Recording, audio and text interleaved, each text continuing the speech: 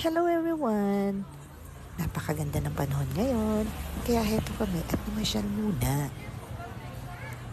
Actually, katatapos lang namin bumisita dito sa Asakusa. Then, going to Skytree. Ang ganda rin ng panahon kasi hindi masyadong mainit. At dahil napakalapit lang naman, kaya naglakad lang kami. Part na rin ng exercise to. Bale, ano naman yan, boss ko? Katatapos lang kasi namin mag-snack kaya tama lang na maglakad. Para bumaba rin ang mga calories natin. Batang makulit!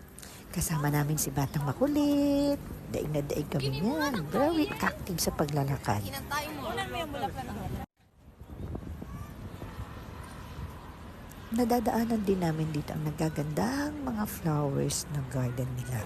At napakaganda nga naman tingnan kapag may mga flowers sa paligid. At nakikita na rin namin ang Skytree. Mga ilang metro pa siguro to bago makarating doon. Oo, una na po ni. Diyan kami pupunta.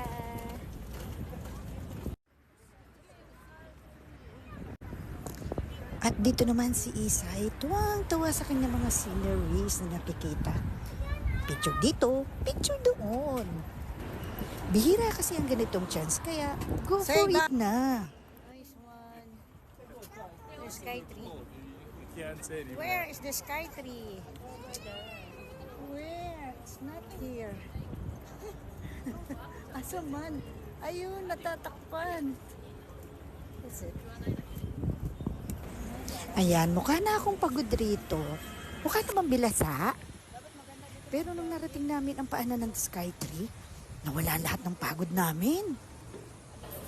Ito yung highlight niya sa gabi. Sa paanan pa lang yan ha. What more pa kaya sa tuktok nito? Grabe ang maka-attract. Nakaka-in-love talaga. O para sa mga sweet lovers, sa mga magde-dates, patok na patok sa inyo to.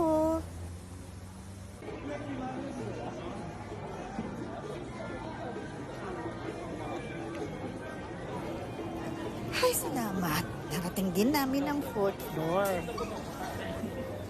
At may napansin nga kami kakaiba dito. Parang may event. Parang bazaar? Bazaar ba to? O restaurant? Something like unique na nandito ngayon. At nadatan ko nga pala rito si Admin Ana. Parang may hinahanap siya.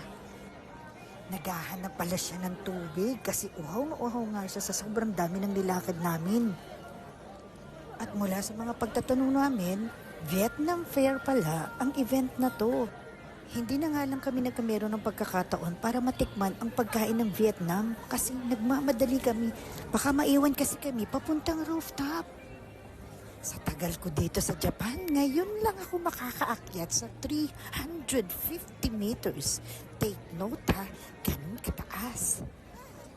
Hindi na nga lang kami umabot sa 450 meters kasi sold out lahat ng ticket. Ito talaga yung pagkakakuha namin ng ticket kasi last hour pala nila is 8:30 in the evening. Kaso hanggang 350 meters na lang. Mabuti nakaabot talaga kami. Sakto talaga yung oras ng pagkakabili namin. Ayan sold out na talaga. At eto't nakasakay na kami sa last hour. Ganito palang feeling. Nakakabingi. Excited na rin akong makita ang 350 meters ng Skytree. Mabilis din ang takbo ng elevator kaya mabilis din kami nakarating sa lugar na pupuntahan namin. Ang dami naming turistang kasabay. Sana marating nyo rin to. Thank you for watching.